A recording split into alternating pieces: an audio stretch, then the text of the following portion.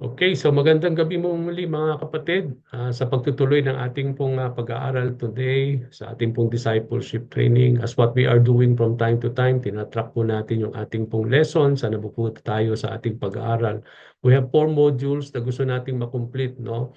Para matapos po natin itong discipleship training natin, yung ating module 1 is all about pursuing Christ. Yung mga lesson dyan is the gospel, repentance and faith, assurance of salvation, abiding in the word part 1 and part 2, tsaka yung prayer. Sa ating module 2, loving God, attributes of God part 1 and part 2, delighting in God, obeying Jesus, overcoming temptation, walking by the Spirit. Yung module 3 natin, cultivating godliness, practicing the one another's, committing to the local church, the use of time, money and possessions, humility and forgiveness. At yung huling module natin to complete this training, yung all about making disciples, 6 na lesson din, fasting, spiritual gifts, evangelism, the cause of discipleship, disciples making disciples, catching a world vision. Okay, natapos na po natin yung ating pong module 1, no? Ito po yung uploaded na po itong mga lessons na ito sa ating pong YouTube channel. Napaganda na balik-balikan na muli itong mga lessons na ito about the gospel, na intindihan natin about repentance and faith, how important it is na magkaroon tayo ng assurance sa ating salvation, no? Yung ating pong we learn about how to abide in the word. 2 parts po yan, part 1 and part 2, and everything that we need to know about prayer. Okay? Now, yung module 2 natin, loving God, 6 na lesson din ang na-complete na natin, no? Attributes of God, part 1 and part 2. We, we are able to understand how is it really to delight in the Lord, and then how is it really to obey Jesus Christ. Intindihan natin yung how we are able to overcome temptation and how is it really to walk by the Spirit. Okay? Module 3, na-complete na rin natin po ito. Uploaded na rin po lahat itong mga lessons na ito. Practicing the one another's, committing to the local church, the use of time, money and possessions, humility, forgiveness.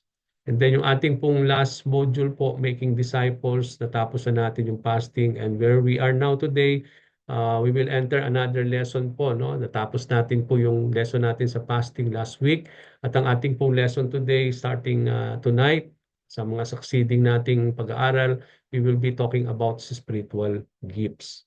Okay? Now, bibigyan natin po ng pahapyaw yung ating pong Bible sharing kahapon, everything about yung tongues, no? Dahil isa yan sa mga spiritual gifts. So mamaya, i-discuss po natin uli yan before we proceed doon sa lesson proper natin according to the manual. Okay, so magkaroon po na tayo ng proper understanding natin, introduction. Ano bang ibig sabihin ng spiritual gifts? No? Sabi po ni Wayne Grudem, no, isa sa mga great theologian, tsaka si Charles Spurgeon, ang sabi niya, a spiritual gift is any ability that is empowered by the Holy Spirit and used in any ministry of the church. So sa kanya, kay Wayne, makikita natin ang spiritual gift pala is any ability, yung mga abilidad na ayon sa kalakasan na dulot ng banal na espiritu, at ito daw po ay ginagamit sa iba't ibang mga ministry sa iglesia ng Panginoon o sa simbahan. Kaya nga, mapapansin natin dito sa definition na ito, mga kapatid, na hindi tayo pwedeng maglingkod sa ministry ng church kung wala pong hindi tayo na-empowered, no? Kasi yung empowerment na yan ng Holy Spirit ang nagbibigay sa atin ng ability to do the ministry that God has given us in the church, no? Kaya nga napaka-importante yung lalo na po yung mga nagsisilbi sa ministry na patuloy ma-empower ng Holy Spirit, no? Kasi yun yung tinatawag nating spiritual gift, no? Kailangan nating ma-empower lagi ng banal na espiritu para magkaroon tayo ng mga kinakailangan natin so that we are able to serve the Lord in the ministry that we have been called by the Lord. Kaya napaka-importante po yung empowerment ng Holy Spirit. And that is the gift that God is continuously giving unto us. Okay, sabi naman ni Charles Spurgeon, whatever spiritual gifts we have, ano daw po yung mga spiritual gifts na meron tayo, they are not our own to use as we please. Ibig sabihin, hindi daw ito gagamitin natin na ayon sa ating sariling kagustuhan or ano yung sa ating sariling kalooban, no? Kung ano man po yung mga spiritual gifts na meron po tayong ibinigay ng Diyos, ito po ay dapat nating gamitin saan? Sabi doon, they are only entrusted to us. Pinagkatiwala lang yan sa atin ng Panginoon yan so that we may employ, gagamitin daw natin yan sa pagtulong sa ating mga fellow believers in the Lord.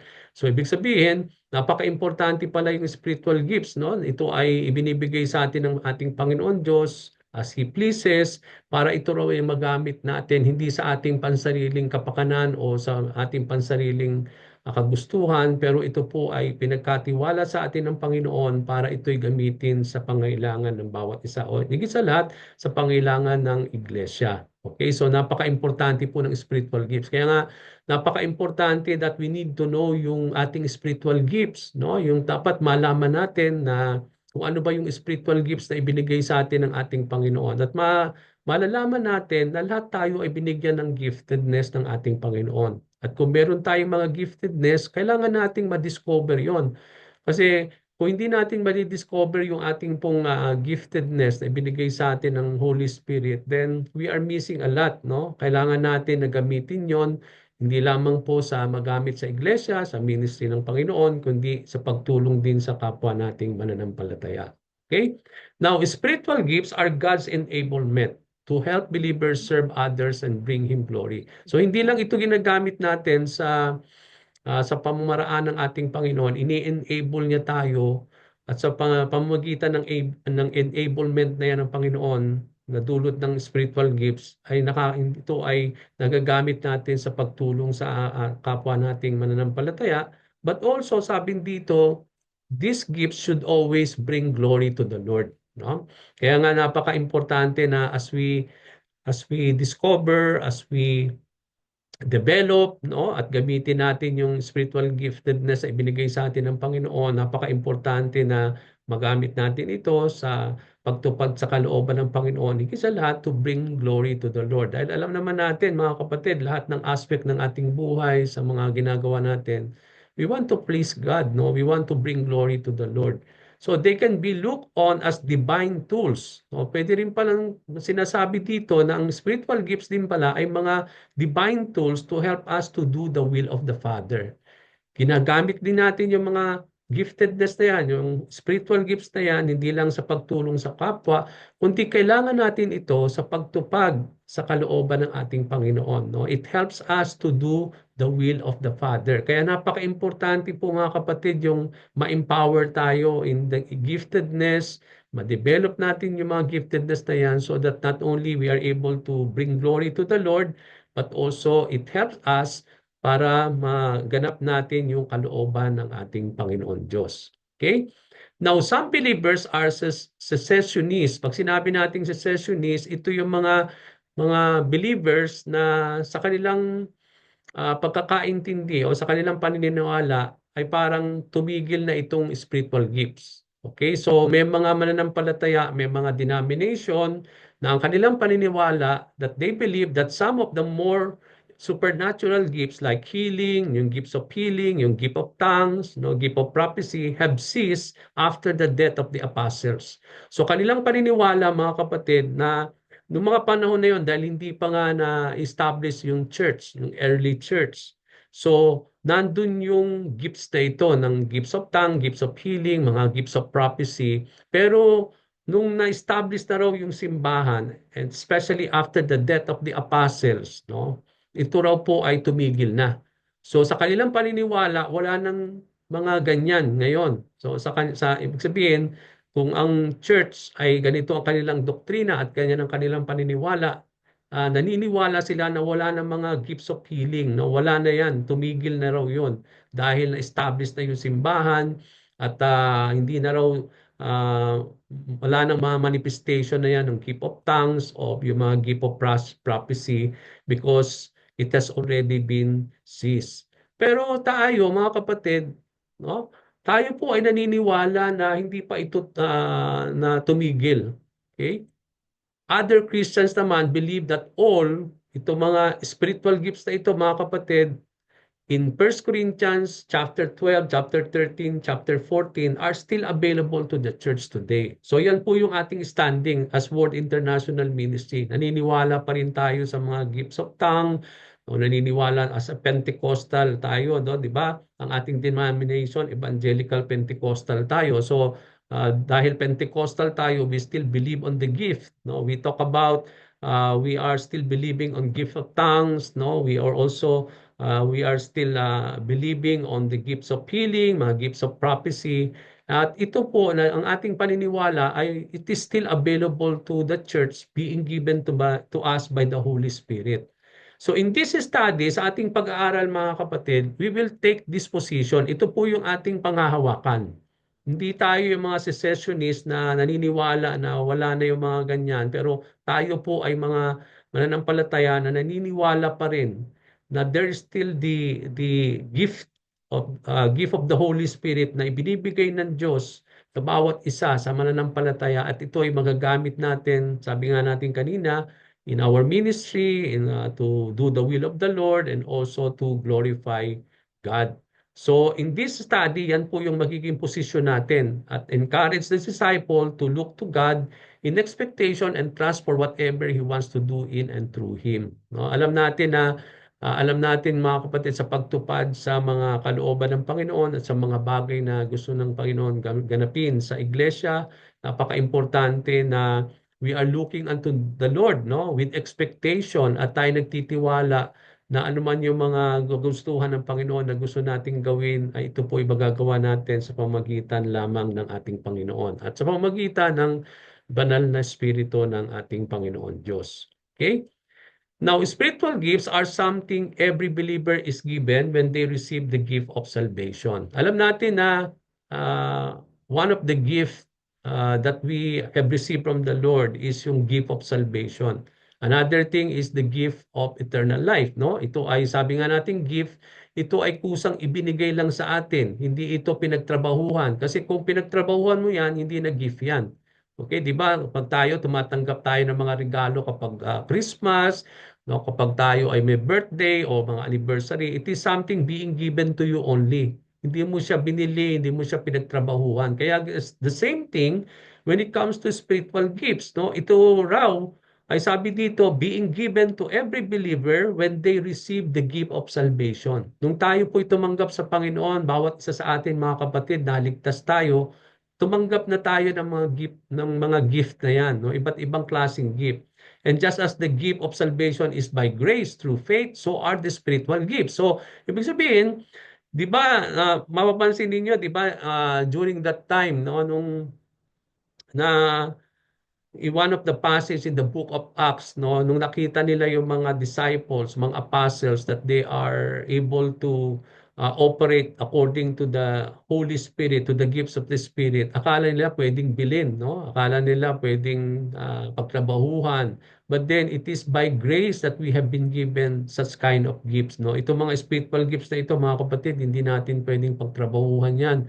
No, hindi ito parang ma-earn natin, pero ito'y kusang ibinibigay sa atin as a gift by the Holy Spirit. No? So bawat isa sa atin mamaya establish natin na meron tayong kanya-kanyang giftedness. Kaya napaka-importante na malaman natin at ma-discover natin yung mga gifts na yan. Okay, so I hope and I pray siguro sa retreat natin magkakaroon din tayo nung parang session doon na meron kayong sasagutan and it will reveal your spiritual gifts. And I hope magawa natin yon sa ating pong retreat. Okay, so be excited about that. So para at least makakatulong po yon para ma-discover natin yung mga gift natin. At ito po ay magamit natin sa Panginoon. So our God is so generous. Alam natin yan. So He is constantly giving us things. It's His grace at work in our lives. Sabi nga natin, as I continuously say unto you, everything comes by grace. No? Everything, no? Lahat ng meron tayo is comes by grace. No? It's His grace at work in our lives. So, because God is a generous God, so we believe that God will continuously and constantly give us everything that we need, especially the things that we need in doing the will of the Lord, lalo na yung para ma-fulfill natin yung Great Commission, yung ating pong vision, yung mission ng ating simbahan. At ito po ay nagaganap natin sa pamamagitan ng grace na ibinibigay sa atin ng Panginoon that is always working into our lives. Okay? Now, gift of tongues. Bago tayo pumunta dun sa marami pang dapat pa maintindihan about spiritual gifts, paano natin madi-discover 'yon, no? How to how to discover it.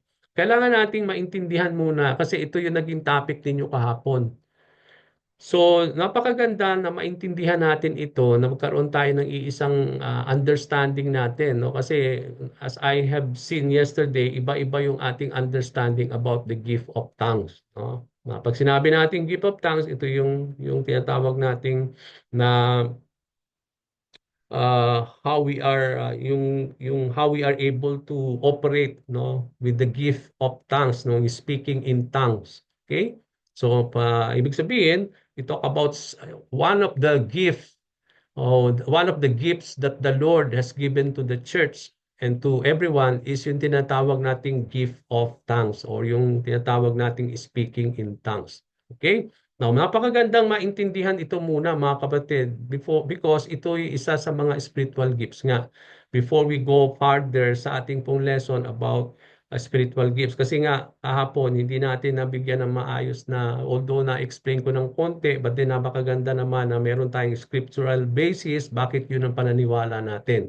Okay, so when we talk about gift of tongues, no, pay attention to this.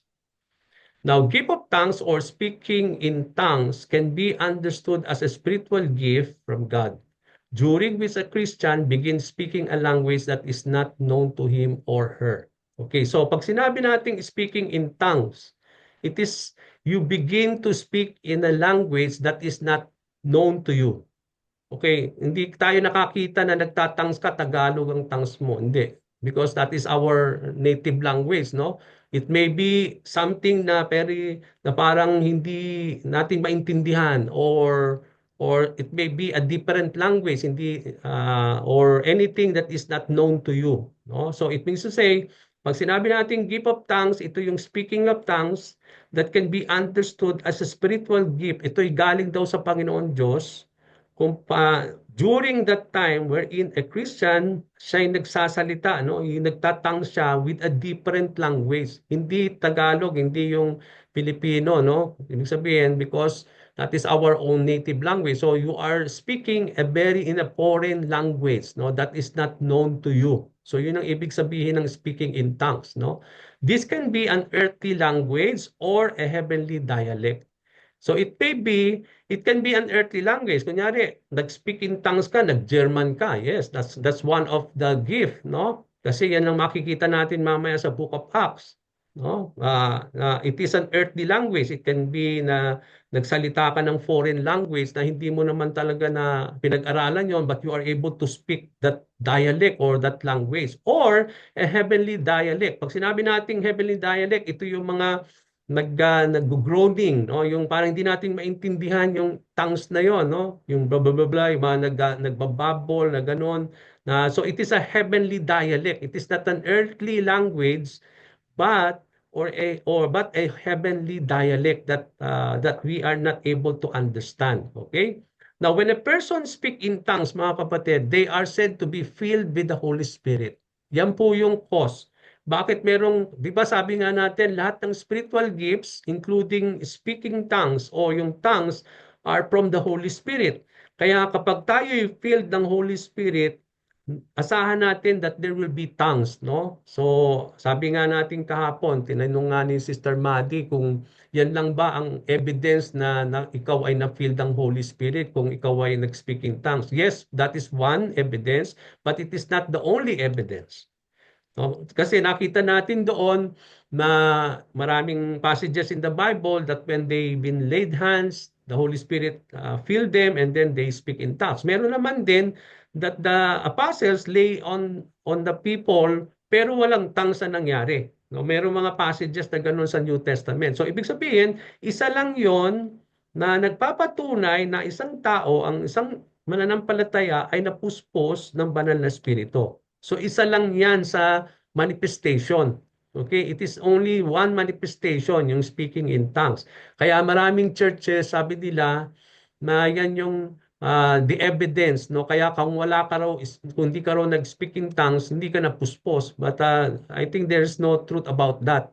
Okay, because in the Bible, nakita natin even in the New Testament, in the writings of Paul, merong mga pagkakataon na talagang they just lay hands on the people pero wala namang manifestation of tongues. Yes, some sa mga ibang passages meron pero in other passages wala rin naman. Okay, so it doesn't mean that when you don't speak in tongues, you are not filled with the Holy Spirit.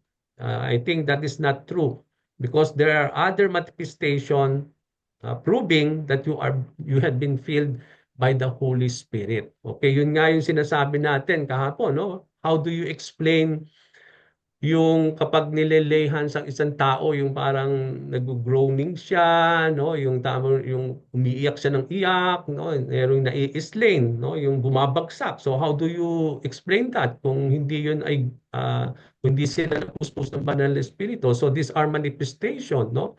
Ito ay other manifestation na makikita natin that talks about that a person has been filled with the Holy Spirit.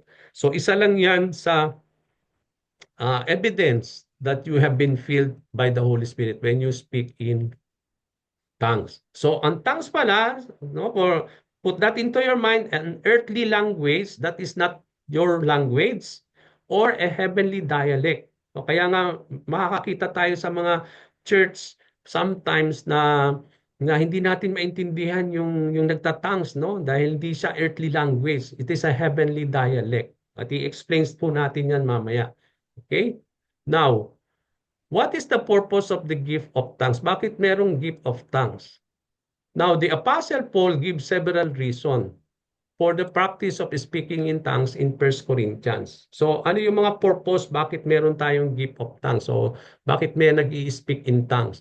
One of the main reason, mga kapatid, is to serve as evidence of a person's baptism in the Holy Spirit. Yun nga, it is serving as an evidence or manifestation na ang isang tao ay nung nabaptize siya sa Holy Spirit, nagtangs siya. Okay? So isa yun sa mga reason, no, bakit merong tongues, no? It is an evidence na talagang napuspos siya or nabaptize siya or na-fill siya ng banal na espiritu. Okay?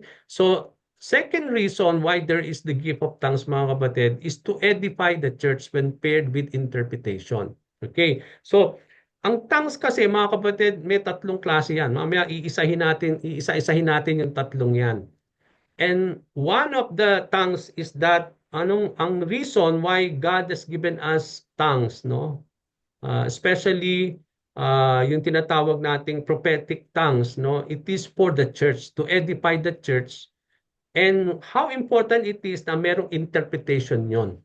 Okay, so yung po yung makikita natin sa New Testament, no? Especially when we talk about this in 1 Corinthians, that when there is the gift of tongues, no, yung prophetic siya, no, there should be someone who will explain it, who will interpret. So yung po yung makikita natin dito.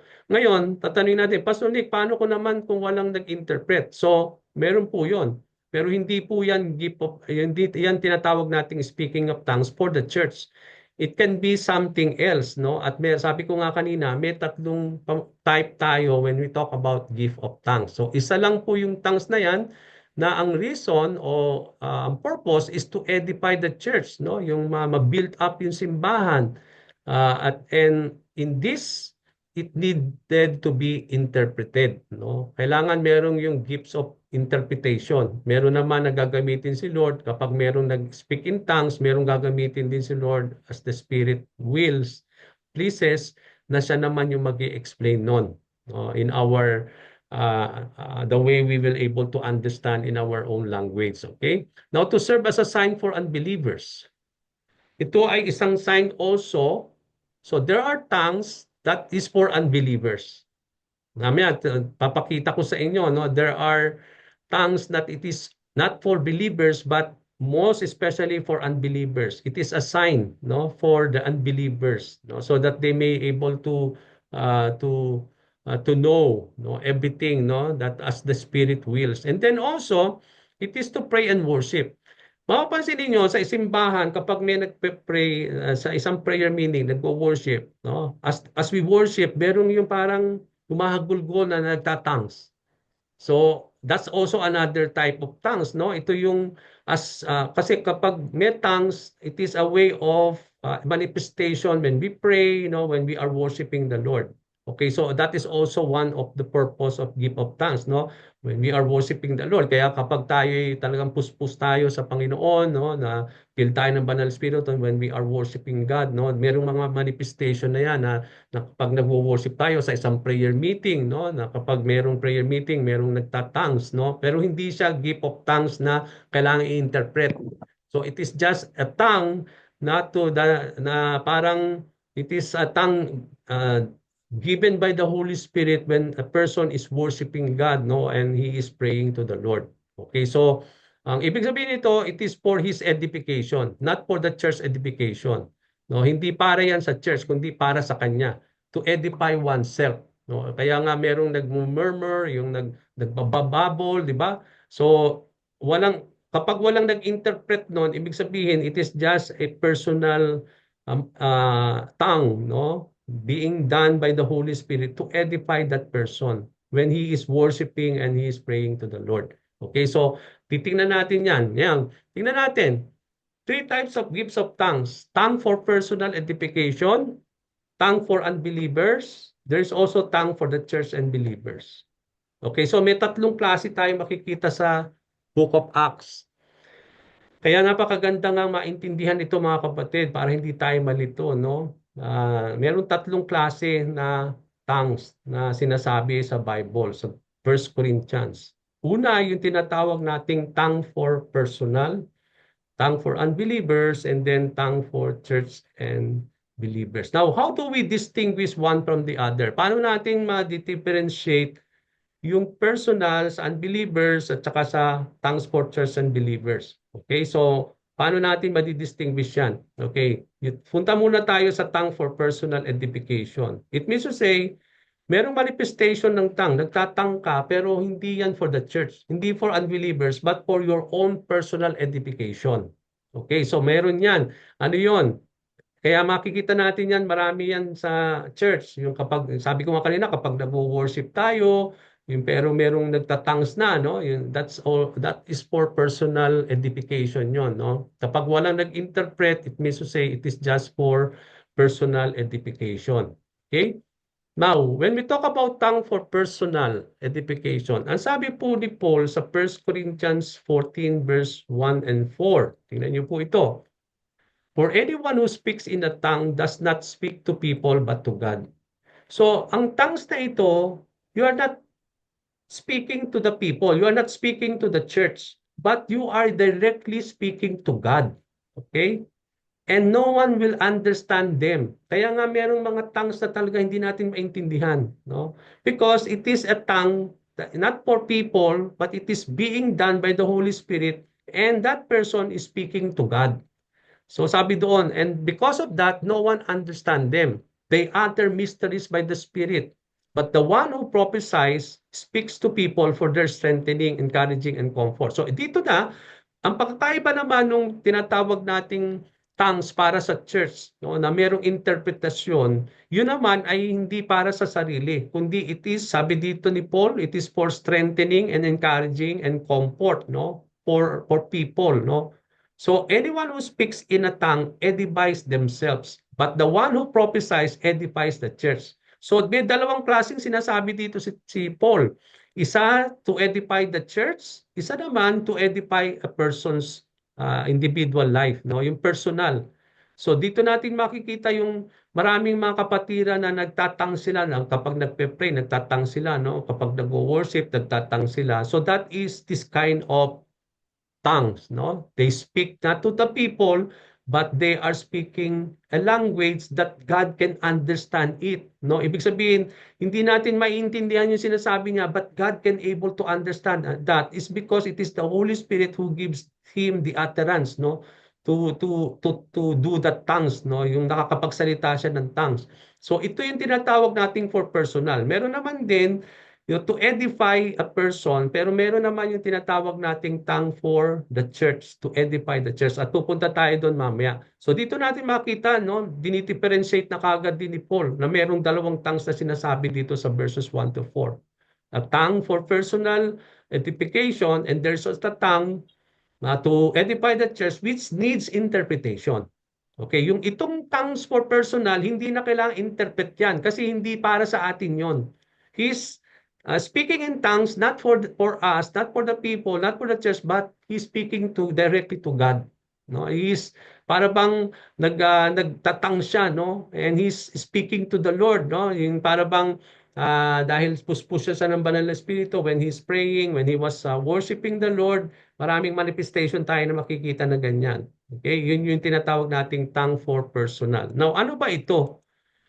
Yung tongue for personal does not benefit others but oneself. Ikaw lang nagbe-benefit doon kapag nagtatang ka. No, yung kasi hindi naman dahil kailangan ng kung para sa church yun, dapat pa-interpret. Pero kung walang interpretation, it means to say yung tongue na yon is for oneself lang, no? It does not benefit others but it benefits you.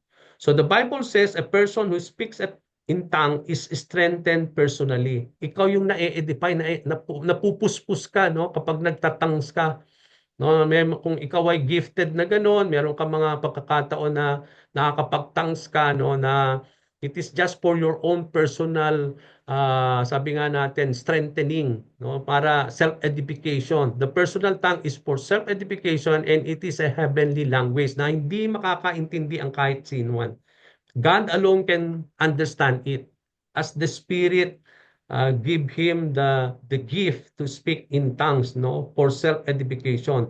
So those who use it are not speaking an earthly dialect. Uh, hindi siya dialect, no? Kahit anong mga dialect na iba't ibang dialect, hindi yun ang lalabas sa kanila.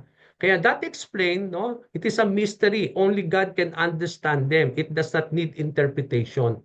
No, yung kaya nga kapag merong nagtatangs tayo, kapag nagpe-pray, no? Yung mga sika sigara, yung mga gumaganon, no? Ibig sabihin, it is a tongue, no, that does not need any interpretation, but it is speaking mysteries, no, na this is not an earthly dialect, but it is just a personal tongue, no, to edify oneself. At nakita natin yan doon sa ating pong 1 Corinthians chapter 4 verses 1 to 4. Okay, so meron yun yung isa sa mga types of tongue, no? And that explain kapag nakakakita tayo ng mga ganyan ng walang mga i-interpret, so that is just a personal tongue to edify oneself. Okay? Meron naman tinatawag nating tongues for unbelievers. Ito yung nangyari sa Book of Acts. Nung sila'y, sabi dito, so all of them were filled with the Holy Spirit and began to speak in other tongues as the Spirit enabled them. So ito rin, another type of tongues, no? Nag-speak in tongues din itong mga disciples, yung mga believers sa Book of Acts. Nung, di ba, natatandaan ninyo, nandun sila sa upper room. At sabi ng Panginoon, huwag kayong aalis muna sa Jerusalem, hintayin ninyo yung kapangyarihan na magmumula sa heaven, no, at yun nga yung gift of the Holy Spirit, no. So when they are praying at that particular time, there is the Holy Spirit fall upon each and every one of them, and after that, ang sabi doon when they were filled by the Holy Spirit, sabi doon they began now to speak in tongues as the Spirit enabled them. Ibig sabihin, ang banal na espiritu ang nagkaloob sa kanila na makapag-speak sila ng tongues. So, ibig sabihin dito mga kapatid, hindi ito ginagawa ng tao. Kasi pwedeng dayain eh. Lalo na yung unang type natin kanina, no? Para masabi lang nagtatangs ka pero it is not about, hindi naman yung Holy Spirit ang nag-enable sa iyo sa ganun. Pag ganun, kailangan tumahimik na lang mga kapatid. Kasi nakakagambala tayo dun sa order ng worship, no, nakakaistorbo tayo. Pero kung yun ay enable ng Holy Spirit, okay lang, no? Kasi merong nandadaya eh. Yung para bang they are just making tongues na hindi naman talaga from the Holy Spirit. At sino yung ninuloko natin? Ang Diyos, at niloloko natin sarili natin kung gano'n. It should always be enabled by the Holy Spirit. So, because these are gift of the Holy Spirit. Itong mga tongues na ito, including yung for edification, personal edification, it is not coming from you. It is still the Holy Spirit making you to speak in tongues for your own personal edification. So maganda yung dapat maintindihan natin yon mga kapatid. Kasi pwede ngang i-fake ito, no? Now, there were staying in Jerusalem God-fearing Jews from every nation. Come to think of this, mga God-fearing sila. Hindi sinabi dito na sila yung mga mananampalataya, pero sila ay nitakot sa Diyos, no? When they went to Jerusalem dahil Feast of Pentecost noon, 'di ba? Yung nung dumating yung banal na espiritu, ang sineselebrate nila yung Pentecost. Kaya nung during that time of Pentecost, yun yung dumating yung banal na espiritu and fall unto the believers, no? At dahil maraming mga tao doon, mga God-fearing Jews from every nation na nagpunta sa Jerusalem, ito ngayon ay para sa kanila, no? So when they heard this sound, no, a crowd came together in bewilderment, no? Nagtaka sila because each one, itong mga disciples na ito, mga Galilean sila, mga Jewish people, okay? Pero they started now to speak a different language na language itong mga taong ito who came from different places. They heard their own language. Kunyari, kung meron German doon, no, nakapagsalita yung mga believers ng German. So ibig sabihin, no, merong different dialect, different language, earthly language na itong mga Hudyo na ito, hindi naman sila talaga marunong mag-speak ng ganon because they are Jewish people, they are Galileans. Kaya sabi nga nila, no, how is this possible? These are Galileans. Why they are able to speak unto our own language, no? So nagtaka sila. So dito natin makikita, may mga sandali that there will be tongues for to edify or to talagang to as a sign for the unbelievers, no? Ito nga yung nangyari sa Book of Acts, no? When there are God-fearing Jews who came from different nations, no, na talagang nakita nila yung manifestation na ito ng tongues na itong mga disciples ni Lord, mga apostles, nakapagsalita sila ng mga iba't ibang mga language, earthly language to. So hindi siya yung tongues na parang hindi mo maintindihan. Naiintindihan siya, no? Na ang sinasabi mo ibang dialect, earthly dialect. So yun yung nakita natin sa Book of Acts, no? So this is an expression of the tongue that is heard as an earthly language. We see this demonstrated in Acts chapter 2. Yun nga, ito ay nagtatangs yung mga disciples ng earthly language na hindi nila language. Okay, na language yun ng mga tao at that particular time na nagmula sa iba't ibang mga lugar. So narinig ng mga taong yon na itong mga disciples, nagtatang sila, no? They are able to speak in different language na kanilang mga salita. Okay? So many heard their own languages being spoken by the believers. Yun yung nakita natin sa Book of Acts. So the Holy Spirit supernaturally empowered the believers to be heard speaking in earthly language they did not know. So hindi mo siya talaga alam. Hindi ka talaga nakakapagsalita noon. But when the Holy Spirit empower a believer, then nakita natin sa Book of Acts, no, na nagkaroon ng speaking in tongues na nakapagsalita sila ng ibang languages. Okay, now, ngayon, sabi nga natin, the gift was assigned to the unbelievers. It does not need interpretation. Hindi na kailangan na i-interpret yon kasi nga, it is an earthly language. Kaya yung makakarinig nun, maintindihan niya kasi language niya yon, no? Salita niya yon. Okay, so ibig sabihin, ito wala tayong masyadong ganitong manifestation. Although kung meron man, very rare na lang siya, no? I don't think nakakita ako ng ganito na in our modern day na nakakapagsalita siya ng ganito, no? Ito ay nangyari nung Book of Acts chapter 2 that they were able to speak. But then sabi nga natin, hindi natin matatawaran ng banal na espiritu. Perhaps God can still use us, no, to speak a different language, no? Talagang God will allow us, no, to speak in tongues, no, to as a sign to the unbelievers, no. It may be, no. So hindi naman natin 'yon, sabi nga natin, matatawaran ang kapangyarihan ng banal na espiritu. Now, the third thing is yung tinatawag nating speaking in tongues na merong kailangan ng interpretation. Iyan po 'yan. Ay, saan natin nakita yan? Sabi dito, what then shall we say, brothers and sisters, when you come together, each of you have a hymn or a word or instruction, a revelation, a tongue, or an interpretation. So, sa isang gathering, sabi dito ni Paul, merong mga pagkakataon that when we come together as believers in the Lord, merong mga lalabas na mga hymn, no? Mga mula kay Lord, mga word of instruction or revelation, or tongue or an interpretation. Everything must be done so that the church may be built up. So itong mga tongues na ito ay to build up the church. Nangyayari ito sa mga prayer meeting, sa mga gathering ng mga believers, no? And diyan nagkakaroon ng manifestation of speaking in tongues.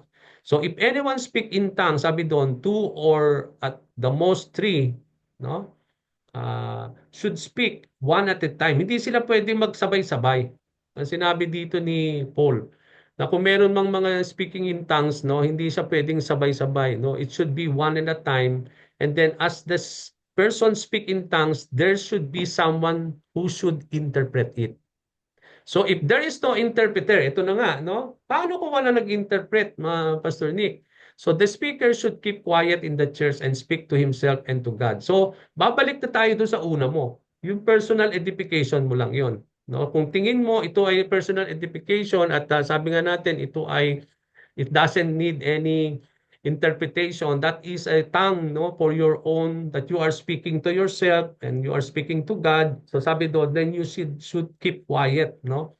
Na hindi ka nakakaistorbo sa simbahan, no? Kasi nga minsan may mga nadi-disrupt yung worship, di ba?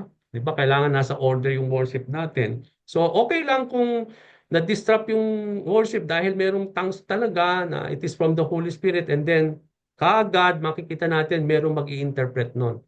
I hope that you are able to see that kind, no, na nakakakita tayo ng mga ganyang bagay, no, na maybe in your church in the Philippines, no, bago kayo naging World Win a Man, no, nagkakaroon tayo ng mga ganitong experience, no, sa mga church, no, sa isang gathering makikita natin na merong nag-tongues at merong nag-interpret noon, no, in-explain sa simbahan kung ano yung ibig sabihin noon. Okay? So, tongues for church and believers, the prophetic tongue is the expression of the gift that is used in the context of the church assembly. No, kapag tayo ay nagtitipon, doon nagmamanifest ito. Okay? So, because this expression of the gift can disrupt the flow of the church service if misused. Kaya nga, nakaka-disrupt yan, no? Kaya nga mayroong mga kapatiran, no, na talagang sabi nga natin, yung okay lang sana kung it is the Holy Spirit who's leading him or her.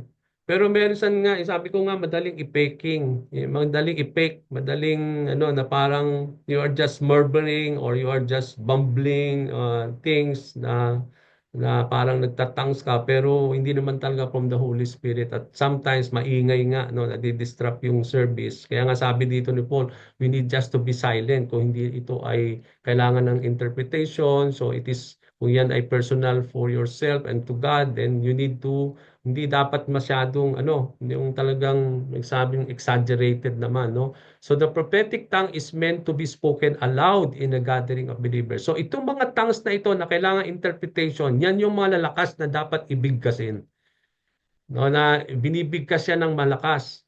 So para kasi nga ito'y coming from the Lord, no, na hindi nga ito'y tongues na walang nakakaintindi, kaya nga it is a tongue that is then to be supernaturally interpreted by one, no. So merong yung banal na espiritu siya ang nagbigay ng gift dito sa taong ito, sa isang kapatiran na ito na nagtang siya, tapos meron namang gagamitin si Lord on that particular gathering din. Nagagamitin siya na bibigyan siya ng gift ng Holy Spirit na siya naman yung magi-interpret noon. So this is for church edification, no? Ito natin makikita yon. So ito yung mga iba't ibang klaseng nakita natin in the Bible, mga kapatid. So we should align ourselves dun sa understanding natin about these tongues, no?